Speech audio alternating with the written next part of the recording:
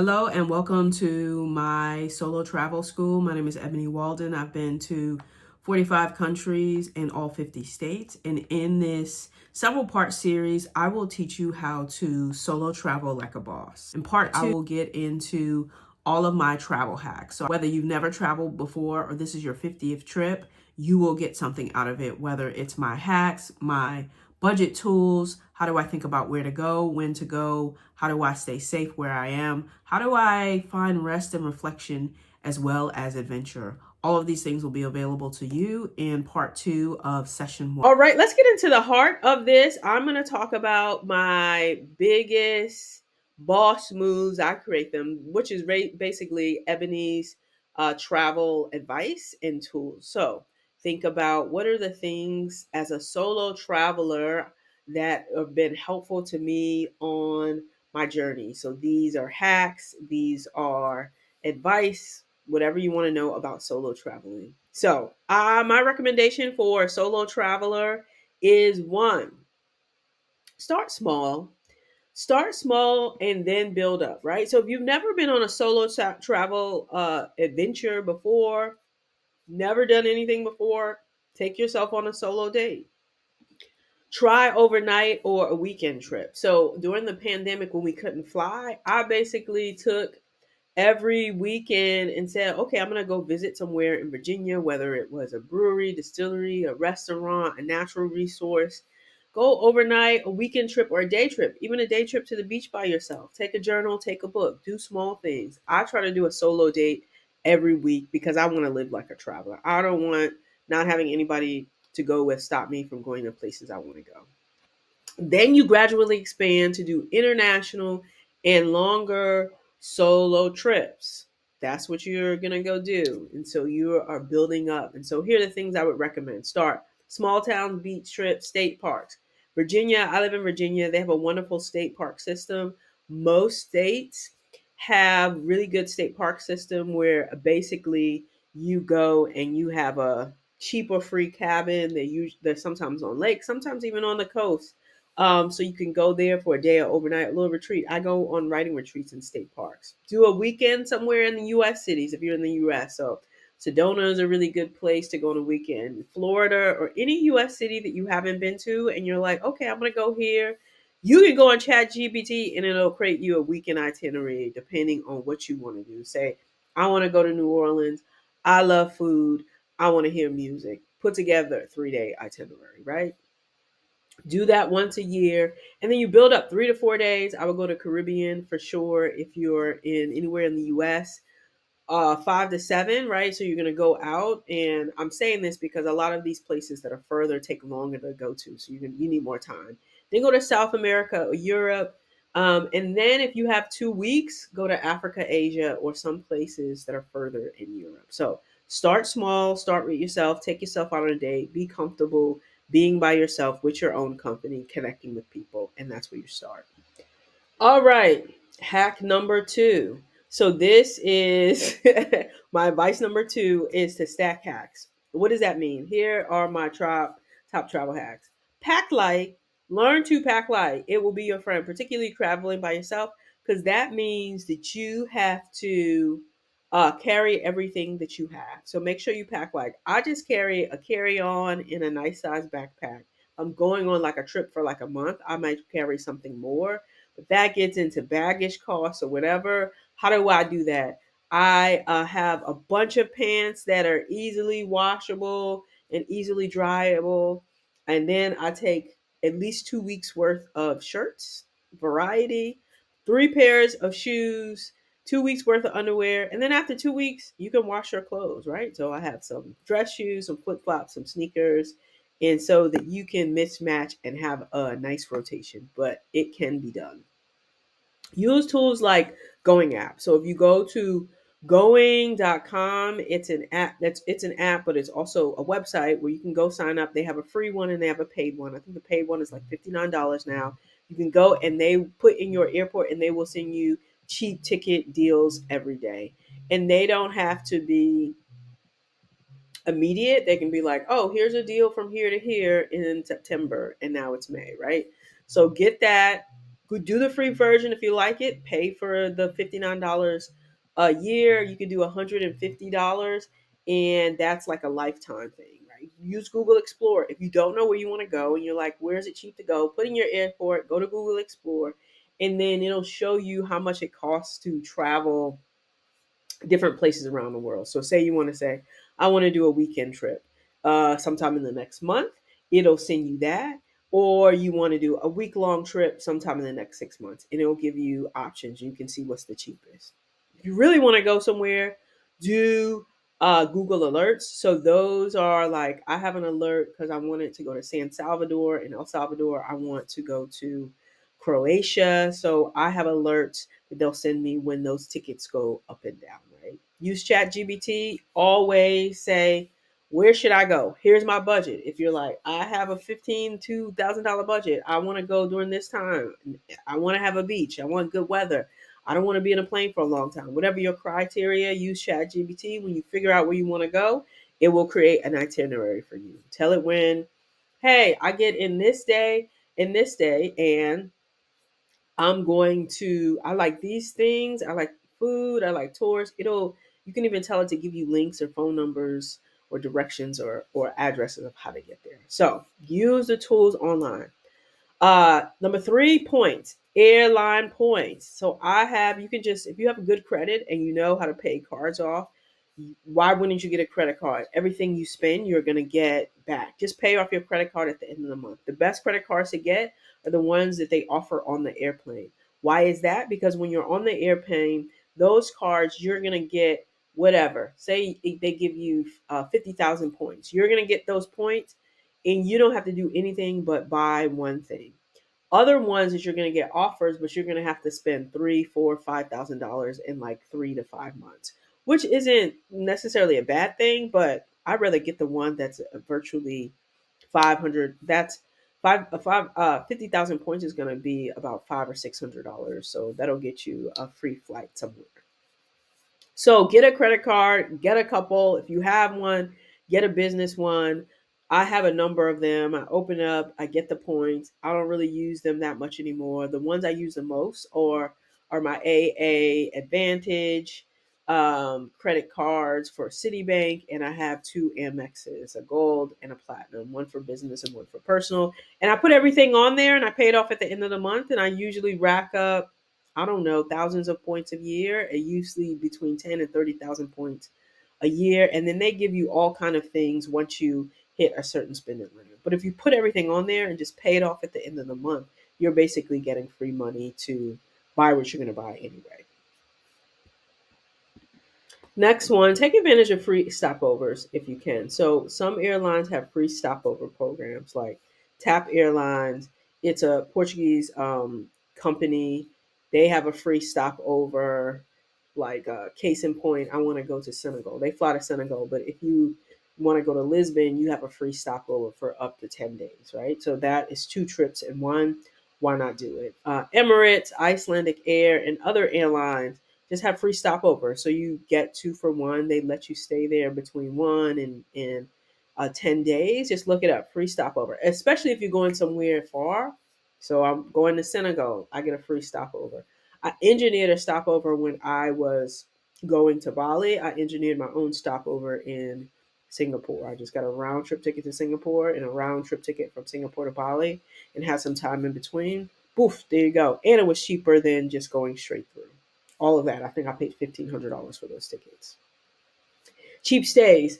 So there's something called Trusted House Sitters. If you like animals and you want to stay places for free, go to Trusted House Sitter, sign up. I think it's like $100 to $200 a year, and you can go stay places for free if you take care of people's, mostly pets, but they also have plants too. Homestay.com, you can, if you want to have a more cultural home like experience, you can stay in people's homes around the world in their extra rooms and have, connections to people when you get here. You can, if you have a house, you can do home exchange. I think it's like $200 a year. You can put your house on there while you're traveling. People can stay at your house, and then while you can stay at other people's house. And you usually basically just swap points. So you can put your house on there and swap points. So home exchange, try that. Friends, I'm always like, do you know anybody in this area I can stay with? Don't discount that. Or at least to ask where they stayed or where they would recommend if they've been in that place, right? Don't discount the power of your network. And you can also message your Airbnb host, particularly if you're staying a long time or over a week. Say, hey, I would love to stay there. This is how much I have to pay. They're going to want guaranteed income over not guaranteed income. So, what's the worst that could happen? They could say no, right? But they can also say yes, and you can probably get a 30% discount. Tours, TripAdvisor is the best tour company to go to. Make sure I don't take tours unless they're 4.5 out of 5 stars or above. Viator is really good. Go to free walking tours wherever city. So I'm going to Mexico City next. So I'm going to say free walking tours, Mexico City. Free walking tours are essentially not free, but they're donation based. So give them $10 or $20. These are tours that would be like 30 to 60, $70. So you're getting them for half to a third off. And then I actually love Airbnb experience because it's local people giving you advice and taking you around their kind of home. So it's like me giving a tour of where I live in Richmond. I'm going to give you the local experience. They are rated, so just like Airbnb, most places have them. So check out, and they're affordable. Check out Airbnb experience. Most of the tours are between 30 and $100, which I think is pretty good. So sorry, go back. Three, how to stay safe. So this is going to be really important to my women solo travelers. This is going to be really important for my women solo travelers. How to stay safe. So Google best places or neighborhoods to stay in wherever you go. Go to Reddit. Go to I read the reviews on B&B or on Airbnb to see what neighborhoods. But most of the time, just Google what's the best neighborhood for women to stay in whatever city you're going to be in. Compare Airbnb versus hotels. So as a solo traveler, I stay in hotels most of the time if I have uh, a flight that gets in extra early or stays late because I need somebody that's guaranteed to hold my luggage. So if I arrive 8 o'clock in the morning in a place, I'm probably going to stay in a hotel so I can drop my hotel and I don't lose a day just sitting around with my bags. Or sometimes the Airbnb may be available and sometimes they're not. Or I have a late flight. So when I was coming back from Quito, Ecuador, I had a flight that left at midnight, right? So that's a whole day. I just checked out at 1. They had my baggage. I went around and did whatever I wanted to do in the city that last day, had dinner, came, got my baggage at about 8 o'clock, took an hour to get to the airport, right? So you want somebody to hold your baggage, or you just want to be in a place where there's a lot of people around and maybe you feel foreign or unsafe. So if you're just starting out, stay in hotels, stay in Airbnbs that are close to things you can walk to, right? Where people are out and about. Because as a solo travel, where people are generally and there's lights and there's activity is your friend. Share your place, your location, and travel information with at least 1 or 2 people you trust. I buy trip insurance if I'm going on a longer trip. It's not necessarily necessary to route your level of comfort, but I want to know if something happened to me, I can get air backed out in a medical emergency. But somebody has all that. They're going to say, here are my locations. You can share your location if you have an iPhone. I give people my hotel and my flight information so they know where I am and when I'm changing cities. Carry a copy of your passport. I have a copy of my passport on me in whatever my wallet or fanny pack thing. I have one in my backpack. I have one in my luggage. So various copies. I'll take a picture of it and send it to myself or put it in my Google Drive file or someplace on my phone that is safe. So it's easy to get to. If I lose it, I have various copies. Don't walk alone at night. I know this sounds crazy, but it's really simple. I don't do things overseas that I don't do when I'm at home in Virginia. I don't walk unless it's a well lit like downtown area. I don't even walk around my neighborhood alone at night. Just don't do it unless it's just a really active place, right? There's a lot of people around, but try to avoid it. Put your purse or backpack in the front of you. I have a fanny pack that's on my person. I like things with lots of pockets or internal pockets where I know they are, but always put it in front of you, particularly when you're on public transportation. Download Google Translate. There is a app called Map Me, and basically you download it and it'll download to your phone the maps of the place of the map of the city. So whether or not you have cell phone service or whatever, the map of the city is on your phone, so you can get to places, even if your phone has poor reception. Download the rideshare apps in that place before you leave. So most countries have different rideshare apps, and we have downloaded. Put your credit card information before you leave so that you will not have any issues, because sometimes it will not work if you're in the other country and you need to test it. I would suggest you get T-Mobile because you get free messaging everywhere and it's 25 cents a minute if you need to make a call. Definitely download WhatsApp. Signal is also the new thing. Go on tours with the highest ratings. I don't like to walk around by myself these days. I jump in. I say I go on a free walking tour that day. That's going to orient you to the place. I ask them what I should do. I have already got ChatGPT to do my itinerary, and then I just take it there. Like, oh, when I want to do the next way, I do that. But going tours with high ratings me 4.5 and above. Next, find connection, right? So even if you're solo traveling, doesn't mean you want to do everything by yourself. So to connect with locals, I love to connect with locals. Find a Facebook or WhatsApp group. Facebook groups are ever. There's Black in Bali, expats in Senegal, Black expats in Medellin. There's the Exodus Summit, which was for Black women wanting to. Oh, oh, where there's the Exodus Summit, which is for Black women wanting to move abroad, right? And so all of these things, I went to Roatan, which is an island off the coast of Honduras, and I joined the group. I can ask questions, I can get recommendations, I can take opportunity of the wisdom of others, and I can even meet people. Hey, somebody gonna be here? I'm traveling by myself. You want to meet up? Meet up in a well lit place. Don't do anything you wouldn't necessarily do in the States.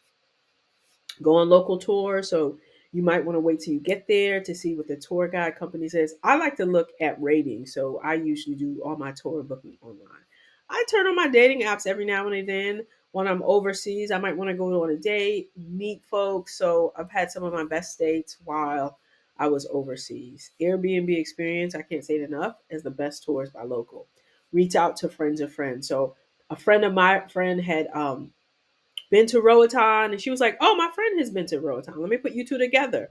I reached out to her. What should I do? What should I go to?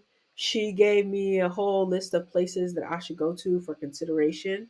Also, ask your Airbnb host or your hotel. Most Airbnbs, they have a list of, here's the driver, here's the tour we like.